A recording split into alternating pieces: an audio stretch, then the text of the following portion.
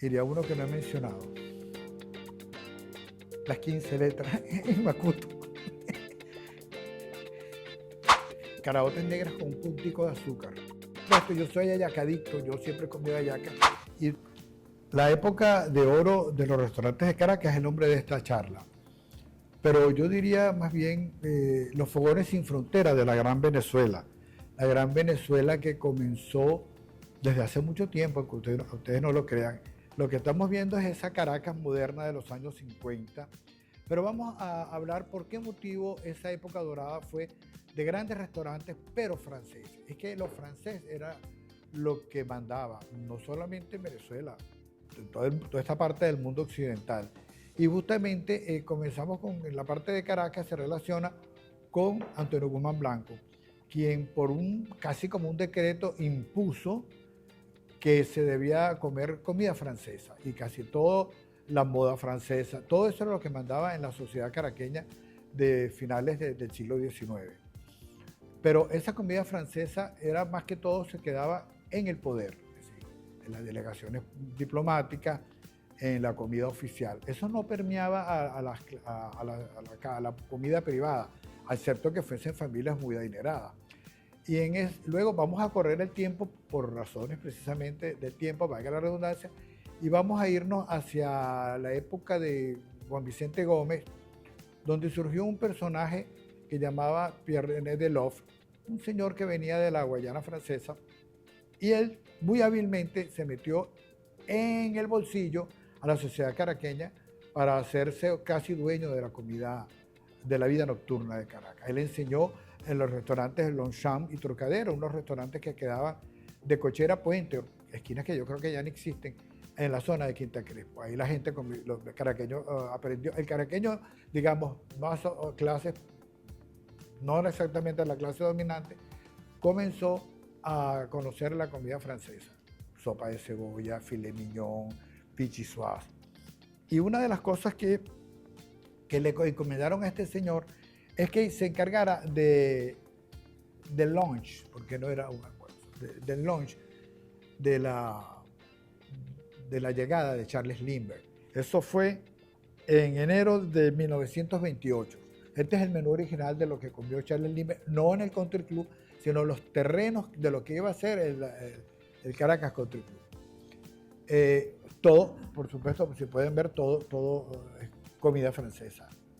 Ahí no había nada criollo. ¿Por qué? Porque era lo que mandaba para el momento. Esta es una foto del restaurante Longchamp. Pero vamos a adelantarnos rápidamente unos 20 años y estamos ya en 1950, cuando Caracas, diríamos, estalla, explota en el modernismo. Caracas viene a ser una de las ciudades más modernas de América Latina. Y en 1950 ya había pasado la guerra, en 1945 terminó la Segunda Guerra Mundial, españoles, italianos y portugueses y otras nacionalidades llegaron a Caracas. Caracas estaba devastada y comienzan a hacerse importantes y a ser parte de la sociedad que somos. Y es 1950 un poco la década que marca ese inicio de esa ciudad cosmopolita. Pero ¿qué hacen estos personajes? Los españoles y los italianos fundan restaurantes, pero franceses, porque es que seguimos que los franceses era lo que dominaba el momento. Y entonces aquí aparece, por ejemplo, en esta foto de 1955, el restaurante Anatole en San Bernardino, un restaurante muy particular que tenía unos privados, etc. Comida francesa muy normal, digamos. Era buena, pero era lo que la moda, era lo que la gente iba. Luego aparece Héctor Prosperi, italiano, hace un gran restaurante francés en la avenida Casanova, y ahí era muy particular porque él no tenía menú. Él simplemente leía, él cantaba el menú a los clientes y no había precio, el menú no tenía precio tampoco. Entonces era como muy chic ir al Héctor en el final de la avenida Casanova. Luego, cuando viene la decadencia de ese restaurante, perdón, de la zona, no del restaurante, él se muda a Parque Central y funda el Héctor Piccadilly Pub. También un restaurante muy bonito de comida francesa, pero ya era más grande. Ya era otro tipo de público, ya estamos hablando de los años 70, que va al Héctor Piccadilly Pub. Mimo, este restaurante mismo quedaba en lo que es exactamente en la avenida Venezuela de Rosal, en los terrenos que están al lado del Hotel Marriott. Ahí quedaba Mimo. La alta clase política pues iba a comer allí. Vean lo grande que es el menú, si lo pueden observar en la pantalla. Ancas de rana, ancas a la provenzal. Por supuesto, siempre hay sopa de cebolla, siempre hay bouillabaisse o vichyssoise. La Cigogna es un restaurante más al estilo bistrot en la calle Garcilaso, en Colinas de Bellomonte. Muy bonito, un restaurante muy acogedor, muy íntimo, diría yo. La Belle Époque fue uno de los grandes. A ver, yo podría decir que hubo 4 o 5 grandes restaurantes franceses desde el punto de vista del servicio de la comida.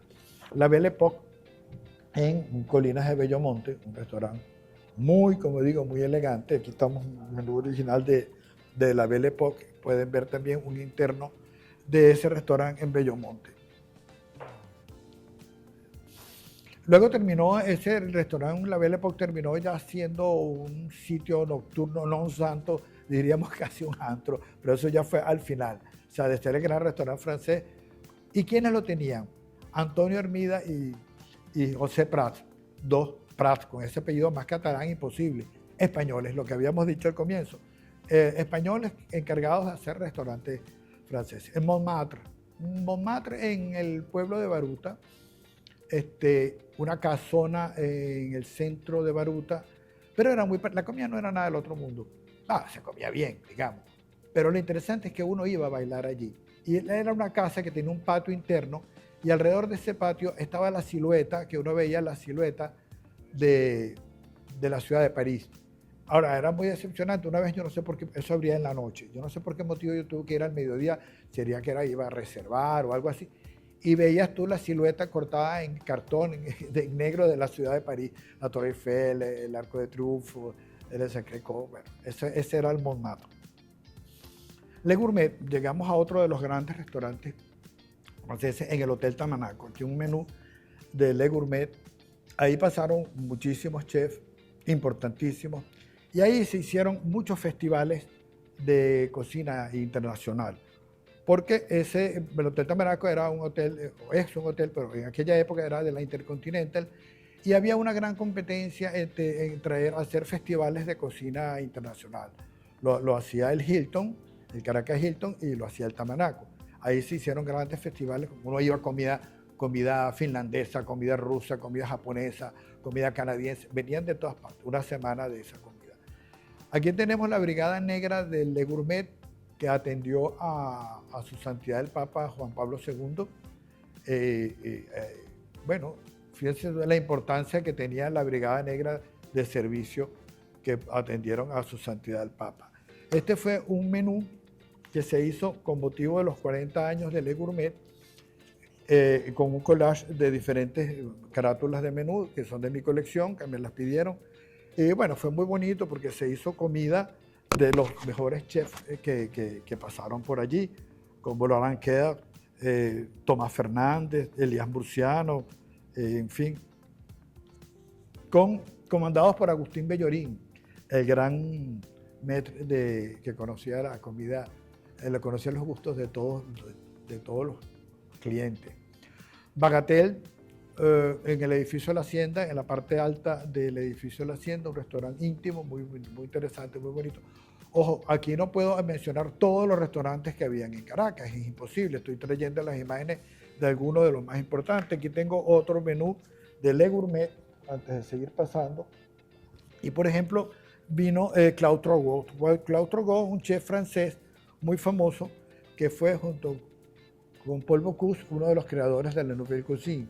Pero vean este menú, qué particular, este menú del Le Gourmet del Hotel Tamanaco, que este menú luego se convertía en esto, en un gorro de cocinero. Esas son particularidades que se hacían en la época y por supuesto que es parte de mi colección, tener este tipo de menú. Aquí hay otro también de Le Gourmet. Este es una cosa muy interesante. Le Gourmet, el aporte europeo a la gastronomía venezolana concebido por Armando Scanoni. Luego, con la aparición del libro de Armando Scanoni, que es tan importante para nosotros los caraqueños, Se hizo este menú con el aporte de Francia, de Italia y de España. Un poco relacionado con la gran inmigración que vino a Venezuela. Por eso lo traje como interesante aporte a nuestra gastronomía caraqueña. El Lacer es el último que queda de los restaurantes franceses, queda en los Palos Grandes, y ahí están Tito Souto y José Negrín, que ellos eran el chef y el maître, que le compraron a su parte a Jimmy Riochi, hermano de Jenny Riochi, que eran los que abrieron en el año 65 el Aventino. El Aventino fue otro de los grandes restaurantes franceses de Caracas. Aquí tengo el menú del Aventino. Todos los personajes importantes, todos, absolutamente todos, que vinieron a Venezuela en la época que el Aventino estuvo abierto, desde el 65 hasta el 2001, estuvieron en el Aventino, comieron en el Aventino, y toda la dirigencia política del país estuvo allí. Aquí vemos a Gianni Riochi y Dino con la prensa para hacer el famosísimo Canetón a la Presse, un plato emblemático que viene del restaurante de la Tour d'Argent de París.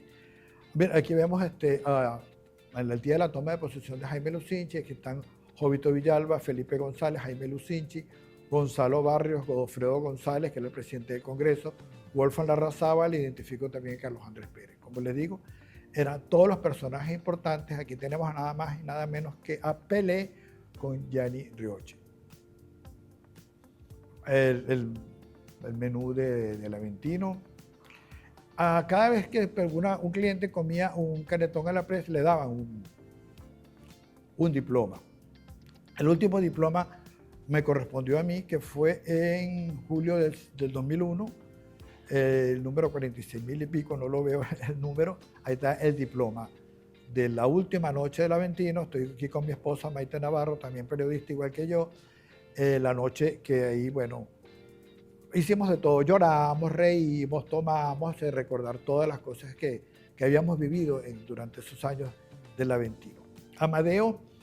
De Amadeo Mazzucato en la Torre de la Primera en Chacao, un restaurante muy interesante. Luego Amadeo lo convirtió en un restaurante de comida italiana que se llamó Marco Polo. También todas las grandes personalidades iban a esos restaurantes. Aquí tenemos a Pierre Blanchard del Le Groupe. Aparece en muchos de estos restaurantes, aparecen en este libro los mejores restaurantes de Caracas. Están en este libro que es muy difícil conseguirlo, pero que valía la pena guardar como parte de una memorabilia. Gazebo, llegamos a otro de los grandes. Gazebo, para ubicar a los oyentes, a los que están viendo este video, perdón, para ubicarlo, Gazebo quedaba exactamente en el solar que está entre Licores Mundiales y el restaurante Grill, Maute Grill, que está al lado, en la avenida Río Janeiro de las Mercedes. Era muy particular ir a Gazebo. Me decía Jack Traverso, el gerente del Gazebo, que la gente hasta se autoexcluía porque era tan elegante que llegaba mucha gente, veía el ambiente y la gente se regresaba. No es que no los dejaban, los iban a dejar entrar, eso sí, tenían que ir con chaqueta y corbata. Eso, no podía entrar la gente sin eso. Esa es una de las causas por las cuales el Aventino cerró, porque ya la gente quiso llegar sin chaqueta y sin corbata, y eso no se debía permitir, porque se perdía un poco la elegancia, la atmósfera que se quería conservar en el Gazebo. Aquí están Robert y Marc Provost, padre e hijo, y dueños y señores de lo que se comía en el Gazebo. Y los menús, originalmente casi todos los menús que hemos estado conversando siempre estaban entre una suerte, una melange, digamos, entre francés y español. Entonces a veces uno no entendía, pero claro, tenía que estar en francés porque era un restaurante francés, pero también de repente aparecía algo en español. Pero por ejemplo, en el Gazebo es donde se organiza mejor el menú y aparece en perfecto francés y en perfecto español los nombres de todos los platos. Ahí están los Provost con Jack Traverso, Erasmo Santiago, que era el dueño del Gazebo, que fue un empresario exitoso, que es el dueño del famoso Jugo Yuquerí. el otro Provost y el metro. Cuando llegaba a la cuenta, por cierto, en el gazebo había dos menús, no sé si lo dije, lo repito, un menú no tenía precio, que era para las damas, y el que tenía precio para los caballeros. Cuando llegaba la cuenta, a veces, no sucedía siempre, el señor se sorprendía porque la cuenta era altísima, era una barbaridad. Entonces iba a reclamar, entonces llamaba al mesonero, llamaba al met, ¿qué pasa aquí? ¿Por qué esta cuenta es tan costosa? Resulta que muchas veces las cucharitas y los cericeros de plata se caían, se deslizaban solas en las carteras de las esposas de la señora. Obviamente que eso había que cobrarlo. Muy discretamente se acercaban al cliente, le decían, no, lo que pasa es que la cucharita de plata se cayó en la cartera de su señora, y el señor se ponía rojo de la rabia porque no se había dado cuenta de lo que había sucedido. Bueno, pues tenía que terminar pagando. No, nunca se armaba un escándalo. Ese cenicero que está ahí no es mío, lamentablemente. No cayó en la cartera de mi esposa, sino es que es de Jack Traverso, que me lo prestó para la foto. Entonces Jack Traverso tiene que ir a Nueva York cada cuánto tiempo porque esas cosas eran encargadas allá. Bueno, en fin. Otra cosa que no es propiamente restaurante francés, pero fue uno de los grandes y hubo un antes y un después en Caracas, fue el Drugstore. El Drugstore fue una suerte de fuente de soda, tienda donde los últimos hits, lo último de la moda que había en Nueva York, a los 2 días estaba en Caracas. Los dueños lo traían, era un menú muy particular donde tenían nombres, los sándwiches tenían nombres como Reino Tolina, Miss Universo, Miss Venezuela, Frank Sinatra, Jim Martin, en fin. Y hay unas fotos muy fantásticas de esa época, que los perros calientes eran de 1 metro, las cervezas también eran enormes, que estaban sobre un paral de madera porque si no se enfriaban, se calentaban, había que tomárselas rápido de lo grande que era. Eso fue el Drugstore en el centro comercial Chacaíto. Repito, un antes y un después. 2 años antes de inaugurar el Drugstore de Caracas, se inauguró el Drugstore de París. Y les digo sinceramente, yo conocí el de París, no tiene nada que ver. El Drugstore de Caracas era superior, no por ser chauvinista, pero que es la verdad. Aquí vemos algunas imágenes del Drugstore con el piso endamero, que es una característica típica de las fuentes de soda de todas partes, es el piso endamero. Aunque ahí se les pasó la mano, ¿no? Porque el endamero, hasta el basurero está endamero en blanco y negro. Aquí parte del menú. Bar Vázquez, en la Candelaria, fue el gran restaurante de comida vasca. Diría que 2 grandes restaurantes de comida vasca existieron en Caracas, digamos de gran categoría. La misma Blanca Arroyo, que está en la foto con Baribí, Baturén y el nieto, decía que otra chef en Caracas cocinaba comida vasca mejor que ella, que era el restaurante Maitena en la avenida Páez del Paraíso. Ese restaurante lo regentaba Juana Guerrique Echeverría de Arriaga, con sus hijos Antonio Arriaga, que por cierto el hermano fue luego el dueño del Pasapoga, un famosísimo cabaret en la avenida Urdaneta, en el edificio Caran, en la esquina de Pelota. Ellos eran los dueños, tuvieron varios restaurantes, pero el Maitena fue un gran restaurante de comida vasca en el Paraíso, igual que el Goya y Bellavista. Claro, esta zona del Paraíso no entra mucho en este circuito, porque claro, los circuitos de los restaurantes de Caracas siempre se dan, digamos, por decir una palabra, por decir una vocación, de la Plaza de Venezuela hacia el este. Pero el Paraíso tuvo esos grandes restaurantes. Por eso es que lo traigo a colación, y quedaba en la Candelaria, el Bar Vázquez, con Blanca Arroyo. Donde uno le preguntaba al esposo de Blanca, al esposo Juanito, ¿y de qué es el Pis Melba? Porque lo estaba escrito así, no decía Pis Melba. ¿Y de qué va a ser el Pis Melba? Pues de Pis Melba, te decía él, y te lo traía y te lo ponía en la... Ya tú no tienes más nada que reclamar. Otro restaurante importantísimo, este es el Vicio, en su locación en el CELAR, en el Centro de Estudios Latinoamericanos Rómulo Gallegos, en Altamira. Este es un restaurante muy elegante, pero hubo también otros restaurantes elegantes italianos que se diferenciaron de los anteriores que conocíamos, como la Bússola, que quedaba en la torre del Banco de Venezuela, en la calle Pascual Navarro, que es la calle Acueducto de Sabana Grande, a un lado del Gran Café. El techo era del artista plástica Mirna Salama, que era una maravilla de de restaurante. Se acercaba Tommaso, el maître, el dueño, y al final te decía que si querías un lacrimi di Cristo, y era un poderoso digestivo que te daba en una cucharita de plata. Pero hablando de los restaurantes italianos, me refiero en este menú que tienen allí en pantalla al Al Vecchio Molino. Esto era el típico restaurante italiano, muy a lo folclórico. Manteles a cuadros blancos y rojos, las ristras de cebolla guindando, unas eran de plástico, las otras eran de verdad.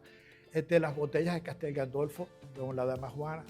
Y nosotros queríamos que sea el gran restaurante italiano que va. Después apareció, como les digo, el Vicio, que ahorita actualmente está en la Locadora Gastronómica, después de muchos años que estuvieron en el Celar, y la Bússola, eran los grandes. Y también hubo un restaurante muy interesante que se llamó Da Emore, que esa era comida dirigida que quedaba en Concresa.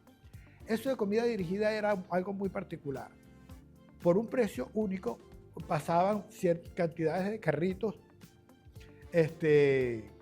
con comida que iba pasando, entremeses, sopas, ensaladas, y era un restaurante de impronta italiana. Traigo aquí otro, El Padrino, muy conocido, que daba en el semisótano del edificio del extinto Teatro Altamira, porque ese edificio lo tumbaron después del terremoto, porque el terremoto fue en el 67, y ese edificio quedó bastante afectado, y por eso es que lo tuvieron que tumbar el edificio. El Padrino, que luego fue un restaurante que se llamó El Novgorod.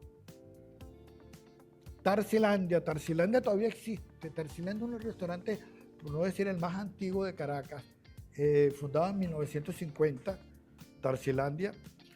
Vean cosas puestas de las sugerencias del día. Está en lo que se llama la Foresta del Ávila, al final de la calle 11 de Altamira. Vale la pena conocer estos restaurantes, como el Lacer, que nombré hace rato, como el Tarsilandia, de hace tantos años, un poco para ir al pasado.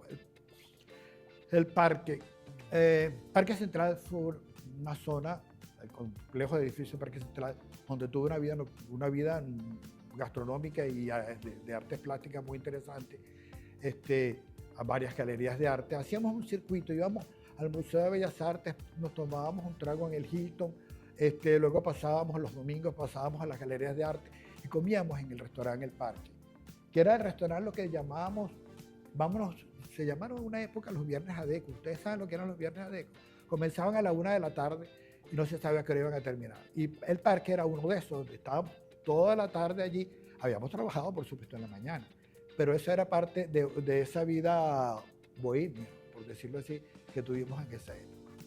También en El Parque hubo este restaurante del chef Enzo Espósito, el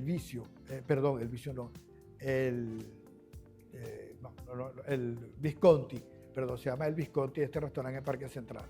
Un restaurante muy elegante, también de la categoría de esos que les quería decir. Se acabó el dinero y llegaron ya los $10,000 que le pagaban a estos chefs que estuve comentando hace rato, ya se fueron.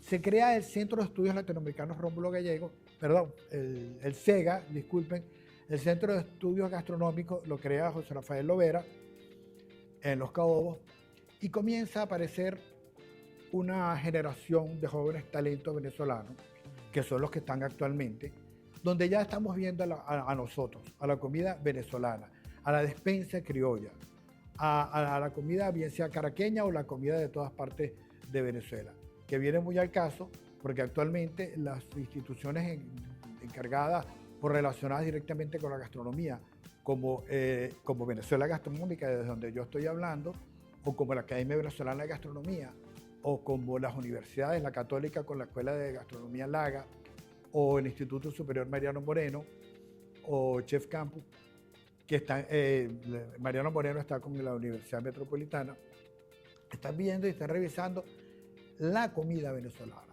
Se está haciendo hincapié en las comidas regionales. Eso es muy importante. Por eso es que surgen una cantidad de chefs que no sé si podría nombrarlos, pero si los nombro tendría que nombrarlos a todos, porque no me gustaría dejar a nadie por fuera, que son los que sustituyen de una medida la gastronomía de Caracas. Si antes fue francesa, que fue muy buena, no quiere decir que era mejor. Ahora yo diría, desde mi posición, yo diría que esta es la mejor. ¿Por qué? Aquello fue una época de lujo donde hubo dinero. Eso ya pasó. Ahora estamos lo real. Nuestra, como dije hace rato, nuestra despensa criolla, la comida venezolana. Hacer hincapié en las comidas regionales, que se han haciendo estudios muy interesantes, muy importantes, para rescatar todas esas tradiciones. Entonces, claro, surgen personajes importantísimos, como algunos de los que ustedes ven en pantalla, o por ejemplo aquí vemos Tocar Fuego, que es un libro que se hizo con todos estos cocineros venezolanos, Elena Ibarra, María Fernanda de Jacobe, José Antonio Casanova, Daniel Torrealba, Francisco Avenante, Carlos García, Sumito Esteves, Mercedes Oropesa. Me disculpa que me tome el tiempo, pero es que vale la pena mencionar a toda esta generación. Tomás Fernández, Víctor Moreno, Franz Conde, unos están en Venezuela, otros ya se fueron, y los que se fueron están con premios importantísimos, reconocidos por Estrella Michelin, Annabelle Mayerson, Edgar Leal, Juan Carlos Brusal, Laurent Cantinov, Iván García, Astor Garibizu, Isan Cottage, Santiago Fernández. No están en orden, están simplemente los que fueron del grupo ARA, los que vinieron después, unos mayores que otros. Aquí no hay ningún orden. Solo quiero hacer un reconocimiento y aprovechar que Venezuela Gastronómica me da este video, este espacio, mejor dicho, para hacerle, no diré un homenaje, por lo menos nombrarlo. Ricardo Chaneton, Humberto Arrieti, Héctor Romero, Mónica Sanco, José Luis Álvarez, Tatiana Mora, Enrique Limardo, Paul Lenoir, José Luis Morales, Felipe Santana, Beto Puerta. Indudablemente que hay un gentío que no está. Y los que están estudiando ahorita cocina, porque en este momento que estoy hablando aquí hay una cantidad de muchachos estudiando en las escuelas de cocina, preparándose y haciendo pabellón, haciendo olleta de gallo, haciendo asado negro, haciendo nuestra comida que no comemos en los restaurantes. Porque hay una particularidad del venezolano, del caraqueño. Nosotros no comemos la comida venezolana en el restaurante. La comida venezolana se come en la casa. ¿Por qué? Bueno, porque ese tiene que ver con el dicho de la mejor hallaca es la de mi mamá. Yo no voy a ir a pagar. Eso no debería ser así, pero es. De hecho, aquí hubo intentos como el restaurante Patiquín o Dama Antañona de hacer comida venezolana en restaurantes, pero no llegaron a mayor cosa. Lo que hay es comida venezolana en ciertos restaurantes de comida criolla o de comida de carne, donde hay algunos platos de cocina venezolana. Aquí, por ejemplo, aquí está Laurent Cantinov, no me estoy devolviendo, que tienen que ver, porque este es de las nuevas generaciones, del Café Atlantique, un restaurante muy interesante que hubo en Los Palos Grandes. A ese menú corresponde a Edgar Leal, donde se hacía homenaje a los mismos venezolanos. Entonces Edgar Leal le tocó, iba por ejemplo una semana a cocinar en Café Atlantique. O por ejemplo en Le Gourmet le hizo un homenaje a Federico Tischler, entonces Federico Tischler fue a cocinar a Le Gourmet. Eso es parte de lo que el devenir de lo que hemos tenido. Este es un menú de Claude Trouveau que estuvo en el Café Atlantique. Me gustaría terminar con una anécdota muy interesante del porqué de la relación de la comida francesa y los venezolanos. En el año 64, doña Menca de Leoni, primera dama de la República, tiene que prepararse junto con los asesores una comida porque venía nada más y nada menos que Charles de Gaulle. Charles de Gaulle, líder de la resistencia francesa, era un hombre, parece que era muy maniático, él no se salía de su entorno, de su zona de confort que llaman, tenía que ser todo comida venezolana, comida francesa, estoy con los venezolanos. Y entre los asesores que tenía la señora Leoni para aquel momento, ojo, esta comida fue en la Casa Amarilla, no fue en la casona no estaba hecha todavía, la estaban refaccionando para hacer residencia presidencial 2 años después. Entonces, viene Charles de Gaulle, ¿y qué hacemos? Y la señora Leoni se le ocurre, vamos a poner crema de apio. Y le digo, no, doña Menca, ¿cómo vamos a poner crema de apio? Él no le gusta comer cosas exóticas. La crema de apio es muy sana, no le va a hacer mal. La doña Menca era una señora muy afable, muy amable, muy simpática, pero era guayanesa y tenía su carácter. Y al final pueden ver que el menú se celó con la suya y se sirvió crema de apio a Charles de Gaulle en la Casa Amarilla como parte de hacer un homenaje a la cocina venezolana. A partir de allí, en mis investigaciones, en mi colección de menú, aparece la crema de apio en las comidas oficiales. Tengo una crónica que yo escribo para la revista Bien Besada del Estímulo.com, donde se habla de todas las comidas oficiales, donde se va viendo los cambios y siempre son comidas francesas, luego va cambiando y empieza a aparecer la crema de apio a partir de Doña Menca y en las siguientes comidas de banquetes que le ponen, por ejemplo, al presidente de Colombia, que en Colombia se dice arracacha, pero se llama crema de apio. Eso es parte de lo que podríamos definir como una época de oro, pero a grandes rasgos, porque esto es muy largo y anécdotas tengo muchísimas, que tiene que ver con la comida venezolana y su época de oro. Aprovechando que estamos en esta interesantísima exposición Caracas Frontal de Marielly Coll, me gustaría ubicar algunos de los restaurantes que he mencionado y que estuvieron en muchos de estos sitios que estamos viendo en esta exposición. Por ejemplo, recuerdo la Belle Époque, que estaba en la avenida Garcilaso en Colinas de Bellomonte, el Aventino en la Castellana, la SER, que todavía actualmente existe en Los Palos Grandes, Gazebo en la avenida Río de Janeiro en Las Mercedes, exactamente al lado de lo que es Licores Mundiales, Amadeo entre Chacao y Chacaíto en la Torre de la Primera en la avenida Francisco de Miranda, Le Gourmet en el Hotel Tamanaco. Y estuvo la roticería en el Hotel Caracas Hilton, y así muchísimos esos restaurantes. Por eso es que aprovecho y quiero otra vez felicitar a Marielly Coll por esta magnífica exposición en la cual estoy, Caracas Frontal, en la sala TAC del Paseo de las Mercedes.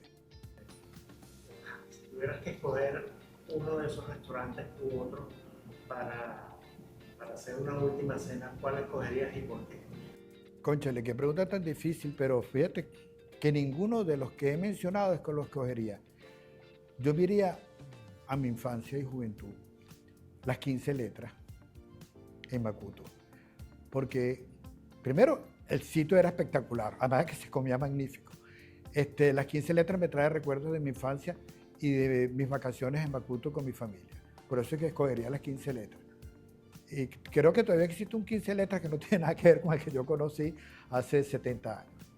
Caraotas negras con un puntico de azúcar, que siempre tengo una discusión con Miro, porque Miro Popic me dice que porque, bueno, no sé, era una costumbre de nosotros los centrales echarle un poquito de azúcar a la caraota. Y por supuesto, yo soy hallacadicto, yo siempre he comido hallaca y la gente, los amigos me echan broma porque dicen yo como hallaca de todo el mundo. Bueno, pero si la hallaca está bien hecha, me gusta, es uno de los platos que más me gusta. Ah, bueno, y también hacían una cosa muy particular que no se hace mucho ahora, que es el dulce de Martinica, que es lo que llaman en el Zulia limonzón. Que no confundan, porque la gente le dice toronja, es otra cosa, la martinica es una fruta diferente. Y el dulce de martinica que hacía mi mamá era increíble, verdad que no lo he vuelto a comer más nunca. Alberto Veloz cocina. Sí, de vez en cuando sí cocino. Bueno, me toca cocinar porque mi esposa no cocina.